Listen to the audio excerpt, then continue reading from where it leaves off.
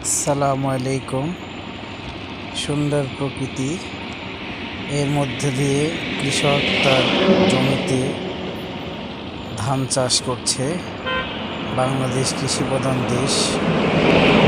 কৃষকের মুখে হাসি ফুটলেই বাংলাদেশ হাসবে।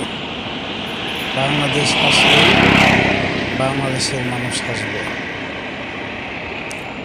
কৃষি প্রধান দেশের প্রাণ হচ্ছে কৃষক।